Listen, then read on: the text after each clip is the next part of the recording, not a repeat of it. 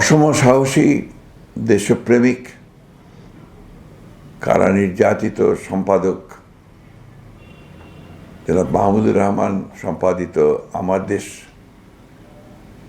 আগামী 22শে ডিসেম্বর প্রকাশিত হতে যাচ্ছে জেনে আমি অত্যন্ত আনন্দিত এবং আশান্বিত।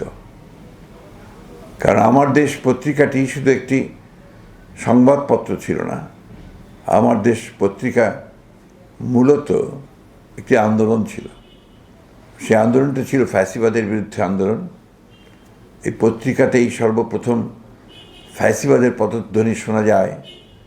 এই হেডলাইনে মাহমুদুর রহমান পত্রিকাটির একটি ইস্যুতে তিনি নিয়ে এসেছিলেন এবং তারপরে মাহমুদুর রহমানকে অসম্ভব রকমের নির্যাতন ভোগ করতে হয়, কারাভোগ করতে হয় এবং এক পর্যায়ে দেশ ছেড়ে চলে যেতে তিনি বাধ্য হন।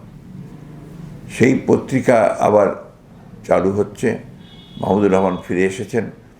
আমরা যারা দেশকে ভালোবাসি আমরা এইতে অত্যন্ত আনন্দিত, আমরা অত্যন্ত গর্বিত, একই সঙ্গে আমরা অত্যন্ত আশান্বিত যে আমাদের যে সংগ্রাম, আমাদের যে লড়াই গণতন্ত্রকে প্রতিষ্ঠা করার জন্যে, পুনঃপ্রতিষ্ঠা করার জন্যে, দেশকে রক্ষা করার জন্য, স্বাধীনতা সার্বভৌমত্ব রক্ষা করার জন্য, সেই সংগ্রামে আমার দেশ তার যে অতীত ভূমিকা, সেই ভূমিকা নিয়ে আবারও এই আন্দোলনকে আরও দৃঢ় করবে, আরও জোরদার করবে, জনগণের সামনে সঠিকভাবে উপস্থাপন করবে।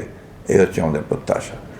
আমি আমার দেশ পত্রিকার সম্পাদক, তার সংবাদকর্মী সকলের প্রতি আমার শুভেচ্ছা জানাচ্ছি এবং পত্রিকা প্রকাশের জন্য অভিনন্দন জানাচ্ছি।